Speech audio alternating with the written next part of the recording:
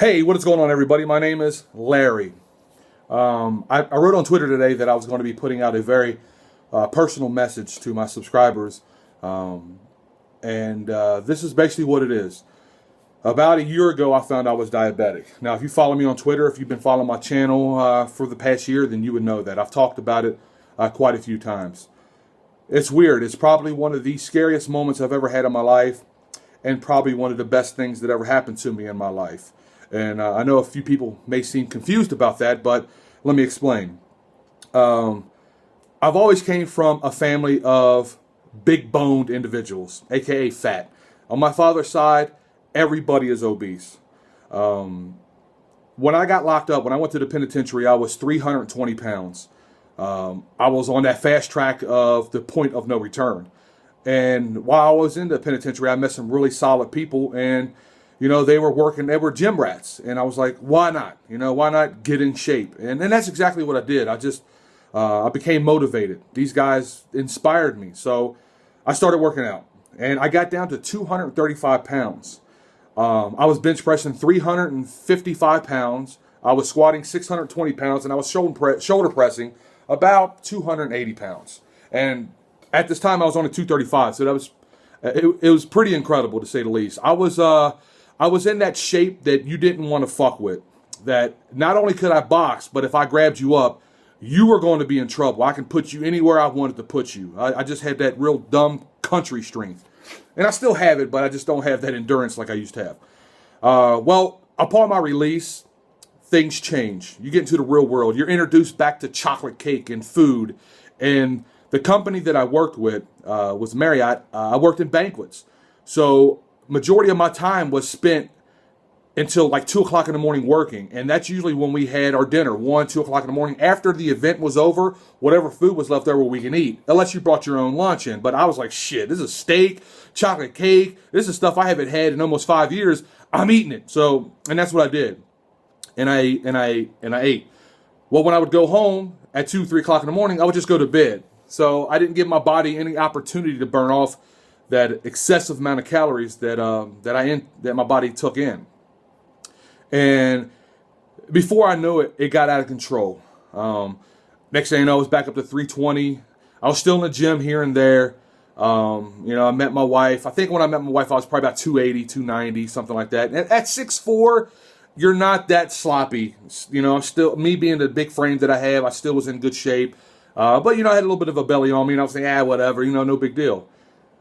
Well, it didn't stop.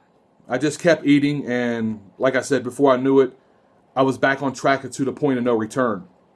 And next thing you know, it was 350, 380, 390, 400, 420, 450. And my max weight that I don't want to say achieved, but once I found out I was diabetic, was 475 pounds. The reason why it wasn't that much of a factor to me mentally is because I wasn't your typical 475 pound person. I'm sorry, I'm really sweaty because I just got done working out.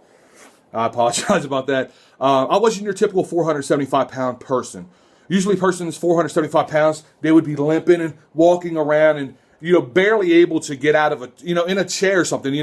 So I was like, I'm not like them. I'm good, But I definitely felt the wear and tear on my bodies, especially when I tore the ligaments in my knee playing football when I was younger.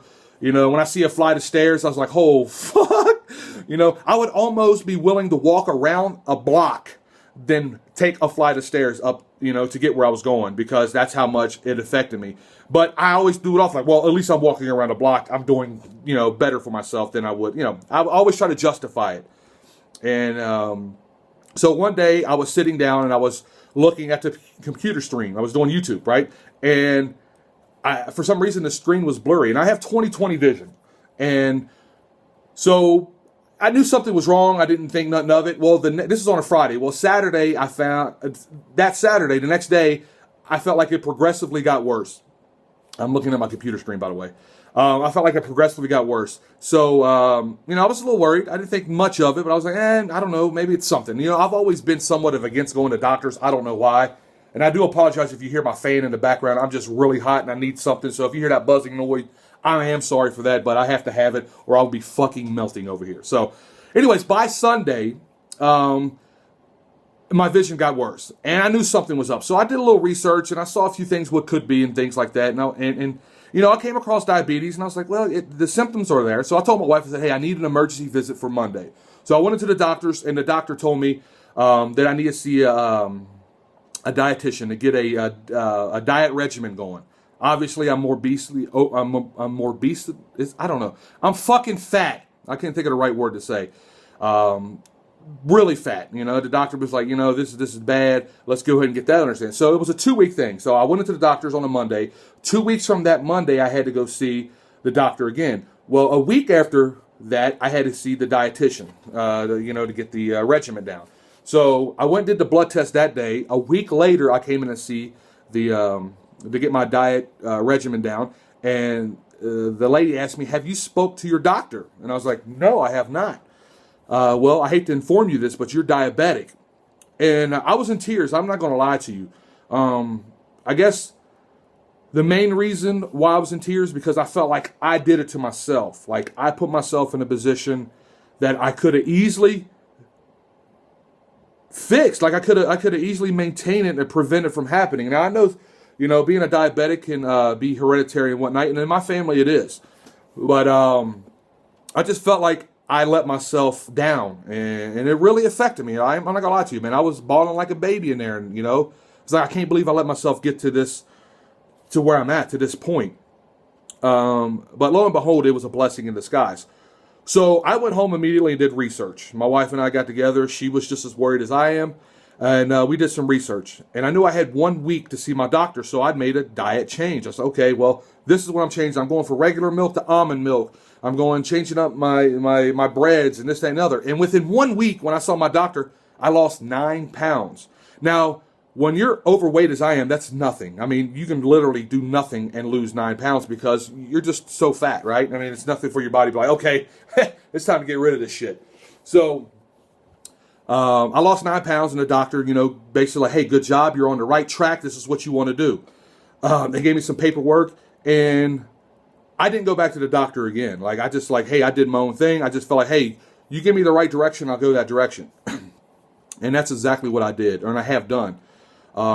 Since that time a year ago, I am down to 411 pounds. So roughly, you guys do the math, 64 pounds. My goal by the end of the summer is to be close to 350 as I possibly could be. It's definitely achievable. And I just wanted to know if you guys want to partake in this journey with me. I do a lot of video gaming and things like that. But, I want to make this channel personal as well. And I know some of you guys actually want to partake in that and maybe be here for the ride. Now, you're going to get some videos where I have to pull my shirt off, and it's not going to be a pretty sight. There's going to be people to make fun, and people are going to, make jokes and stuff, and I'm fine with that. It's perfectly fine with me. People, want to be hurtful, so be it.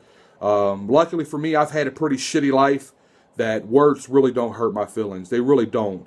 I'm not saying it doesn't affect me, but there's one thing that I found out that is very important in this world, and I wish you can do it in real life, and that is the block button. And I have no problem blocking people. It's, out of sight, out of mind.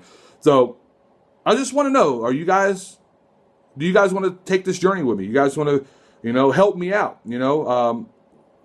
My son and my daughter are definitely helping me out. Basically, what I want to do is get my son into the best shape he's ever been. My biggest fear is my son gaining weight, or my kids. That's my biggest fear, is them to go through what I went through, the ridicule of, teenagers making fun of you as you get older. And then, but for me, I would just beat them up. I really would. I was a pretty shitty guy.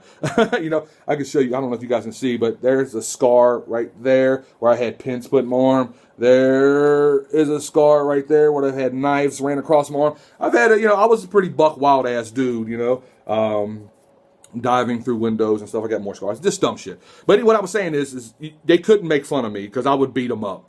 But it did hurt my feelings nonetheless, and that's my biggest fear is my son going through that, because he doesn't have that childhood that I had, where I was raised in the hood. I was raised in a very tough projects neighborhood, and you had to be trained to go. Well, he's kind of in the suburbs, and I'm proud of that. I'm happy to say that I've got my life on track, financially, for my kids to never ever experience some of the shit I've been through. And if you guys follow me through my eyes, you guys definitely understand what I'm talking about.